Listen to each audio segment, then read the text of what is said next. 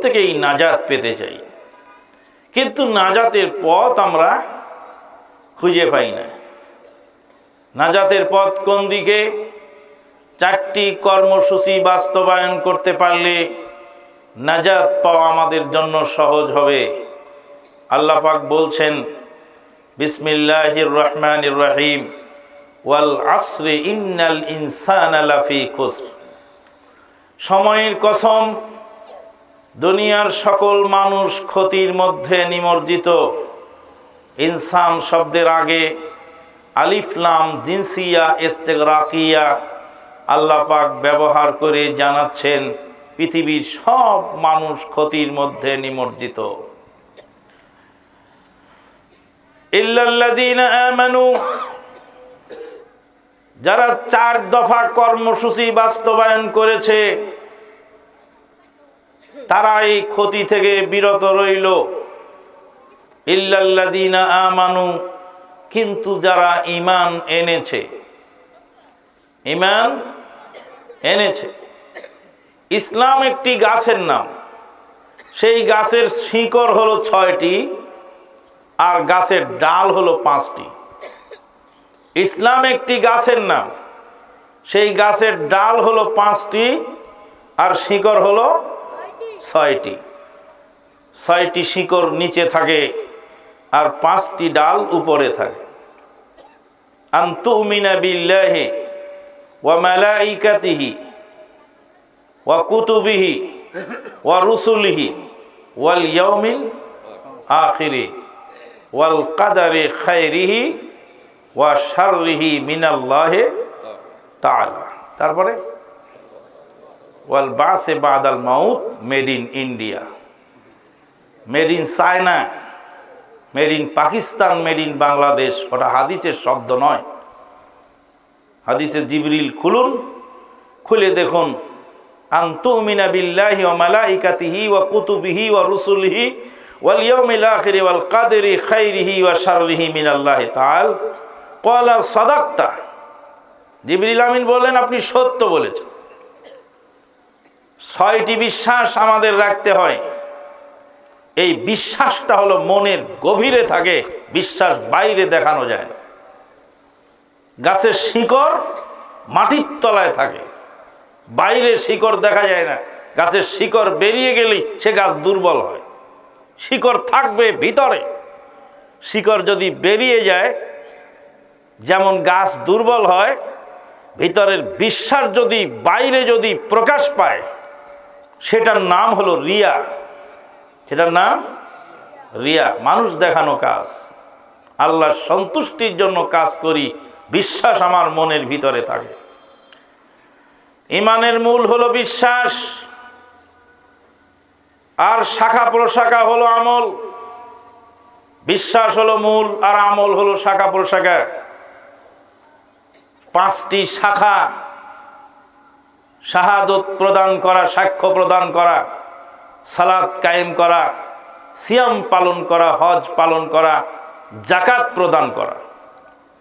এই 5টি হলো বাহ্যিক আমল। ইল্লাল্লাযীনা আমানু ওয়া আমিলুস সালিহাত, ঈমান এনেছে। ঈমানদার লোক বেশি না কম? আমলকারী লোক বেশি না ঈমানদার লোক বেশি? ঈমানদার লোক বেশি, আমলকারী কম। হাজার হাজার মুসলিম, লক্ষ লক্ষ মুসলিম, তাকে জিজ্ঞেস করুন, ভাই সালাত কি পড়া লাগবে? বলে হ্যাঁ সালাত তো লাগবে, সালাত ছাড়া তো হয় না। সালাত হলো নিজের কাজ, এটা পড়তে হবে, এটা জরুরি। হাজার হাজার সুদখোর, জিজ্ঞেস করুন সুদ হালাল না হারাম? বলে আমি বিশ্বাস করি সুদ হারাম, কিন্তু পারি না যে। বেপর্দা মহিলাকে জিজ্ঞেস করুন পর্দা করা কি জরুরি নয়? বলবে হ্যাঁ জরুরি, তবে পারছি না, চেষ্টায় আছি। দাড়ি চাঁচা মুসলিমকে জিজ্ঞেস করুন দাড়ি রাখা কি জরুরি? বলবে হ্যাঁ দাড়ি রাখা জরুরি, কিন্তু সমস্যা আছে, আমি রাখতে পারছি না, কিছুদিন পরে রাখবো। মানে প্রত্যেকেই বিশ্বাস করে এটা করা জরুরি, কিন্তু সে করে না, তাহলে বিশ্বাস করা লোক বেশি আর কাজ করা লোক কম।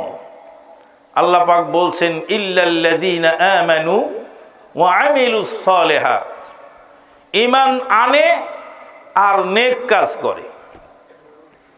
নেক কাজ কাকে বলে? আল্লাহর সন্তুষ্টির জন্য রাসূলুল্লাহ সাল্লাল্লাহু আলাইহি ওয়াসাল্লামের দেওয়া পদ্ধতিতে যারা আমল করে, সামান্যতম আমল হলেও সেটা নেক কাজ। সামান্য আমলও নেক কাজ। আউযু বিল্লাহি মিনাশ শাইতানির রাজিম। কুল হাল নুনাব্বিউকুম বিল আখসারিনা আমালা الذين ضل سعيهم في الحياة الدنيا وهم يحسبون أنهم يحسنون صنعا। হে নবী, আপনি ওদেরকে জিজ্ঞেস করুন যারা আমলের দিক দিয়ে অধিক পরিমাণ ক্ষতিগ্রস্ত, তাদের সম্পর্কে কি বলবো না? الذين ضل سعيهم في الحياة الدنيا, যারা নিজেদের দুনিয়াবি জিন্দেগিতে তাদের সকল প্রচেষ্টাকে নস্যাৎ করে দিয়েছে। وهم يحسبون أنهم يحسنون صنعا, তারা মনে করে আমরা ভালো কাজ করলাম, কিন্তু আসলে সেটা ভালো কাজ নয়। আল্লাহকে বিশ্বাস করে আল্লাহর সন্তুষ্টির জন্য সামান্যতম আমলও যদি কেউ করে আর আল্লাহ যদি সেটাকে পছন্দ করেন, ওই আমলটুকুই যথেষ্ট পরকালের নাজাতের জন্য। দলিল সহিহ বুখারীর হাদিস। আল্লাহর নবী সাল্লাল্লাহু আলাইহি সাল্লাম বলেন, একজন দেহ ব্যবসায়ী মহিলা রাস্তা দিয়ে যাচ্ছিলেন। দেহ ব্যবসায়ী মহিলা রাস্তা দিয়ে যাচ্ছিলেন, তৃষ্ণার্ত কুত্তার বাচ্চাকে দেখে পানির পিপাসায় কাতর হয়ে অস্থির হয়ে ভিজে মাটি চেটে চেটে খাচ্ছে। দেহ ব্যবসায়ী মহিলার দিলে দয়া হয়ে গেল। দেহ ব্যবসায়ী মহিলা তার গায়ের ওড়না খুলে, পায়ের চামড়ার মোজা খুলে, চামড়ার মোজার সাথে বেঁধে কূপ থেকে পানি তুলে কুত্তার বাচ্চাকে পানি পান করানোর কারণে সে জান্নাত পেয়ে গেল। সহিহ বুখারীর হাদিস বলছি জনাব, ইসলামের মধ্যে জঙ্গিবাদ খোঁজেন কেন? ইসলাম মুসলমানের অধিকার সংরক্ষণ করেছে, ইসলাম কাফেরের অধিকার সংরক্ষণ করেছে, ইসলাম গরু ছাগলের অধিকার সংরক্ষণ করেছে, ইসলাম শ্রীগাল কুত্তার অধিকার সংরক্ষণ করেছে। ইসলাম আমাকে শিখিয়েছে, আল্লাহর নবী মুহাম্মদুর রাসূলুল্লাহ সাল্লাল্লাহু আলাইহি সাল্লাম রাস্তা দিয়ে যাচ্ছিলেন। ইহুদি বালক রাস্তায় খেলাধুলা করত। আল্লাহর নবীর সঙ্গে ইহুদি বালকের ডেলি কথা হতো। একদিন দেখতে পেলেন ইহুদি বালক রাস্তায় নেই। সহিহ মুসলিমের হাদিস বলছি, ভালো করে শুনুন, সোনাভানের পুঁথির কেতাবের কথা নয়। সহিহ মুসলিমের হাদিস বলছি, ইহুদি বালক রাস্তায় খেলাধুলা করতেন, নবীর সঙ্গে দেখা হতো, কথা হতো। হঠাৎ একদিন দেখলেন ইহুদি বালকটি নাই। রাসূলুল্লাহ সাল্লাল্লাহু আলাইহি ওয়াসাল্লাম বললেন, ছেলেটি কোথায় গেল? বলছো ছেলেটি অসুস্থ হয়ে বিছানায় আছে। নবী সাল্লাল্লাহু আলাইহি ওয়াসাল্লাম সোজা চলে গেলেন ইহুদির বাড়িতে। সহিহ মুসলিমের হাদিস বলছি, রাসূলুল্লাহ সাল্লাম গিয়ে দেখলেন বালকটি মুমূর্ষু অবস্থায়, আমাদের দেশের ভাষা হলো মৃত্যুর সাথে পাঞ্জা লড়ছে। মৃত্যুর সাথে তোর বাপেও পাঞ্জা লড়তে পারে নাই, তোর দাদাও পাঞ্জা মৃত্যুর সাথে পাঞ্জা লড়া শব্দ একদম সম্পূর্ণ অবৈধ শব্দ, এটা বলা হারাম না জায়েজ। মৃত্যুর সাথে পাঞ্জা লড়ছে, হ্যাঁ, মৃত্যুর যন্ত্রণায় ছটফট করছে ইহুদি বালক। রাসূলুল্লাহ সাল্লাম বালকটিকে বললেন, একবার আমার সঙ্গে একটু কালেমা পড়ো তো বেটা। ইহুদি বালক মৃত্যুর পূর্ব মুহূর্তে পিতার মুখের দিকে অপলক নেত্রে তাকিয়ে রইল। পিতা বললেন, আতে আবাল কাসেম, আবুল কাসেম যা বলেছেন তা তুমি মেনে নাও। সঙ্গে সঙ্গেই ছেলেটি পড়লেন, আশহাদু আল্লা ইলাহা ইল্লাল্লাহু ওয়া আশহাদু আন্না মুহাম্মাদার রাসূলুল্লাহ সাল্লাল্লাহু আলাইহি ওয়াসাল্লাম। কালেমা পড়ার সঙ্গে সঙ্গেই ছেলেটির জান বেরিয়ে গেল। রাসূলুল্লাহ সাল্লাল্লাহু আলাইহি ওয়াসাল্লাম বললেন, ওই আল্লাহর প্রশংসা, যেই আল্লাহ এইমাত্র একজন জাহান্নামের খড়িকে জাহান্নামের হাত থেকে হেফাজত করে জান্নাতি হওয়ার সুযোগ দিলেন। সেই নবীর হাতে ইহুদি বালক ইসলাম কবুল করলো।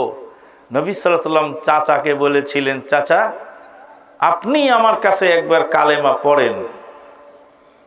চাচা বাপ দাদার ধর্মের দিকে তাকিয়ে বললেন, শেষকালে এসে আর বাপ দাদার ধর্ম ডুবাইতে চাইনি রে বেটা, বাপ দাদার ধর্মের উপরই চলে গেলাম। রাসূলুল্লাহ সাল্লাল্লাহু আলাইহি ওয়াসাল্লাম বলেন, আমার সেই প্রিয় চাচার পায়ে এক জোড়া জুতা পরিয়ে দেওয়া হবে আগুনের, জুতার হিটে মাথার মগজ গলে গলে পড়বে হাসরের ময়দানে, আমার পক্ষ থেকে কিছুই করবার থাকবে না।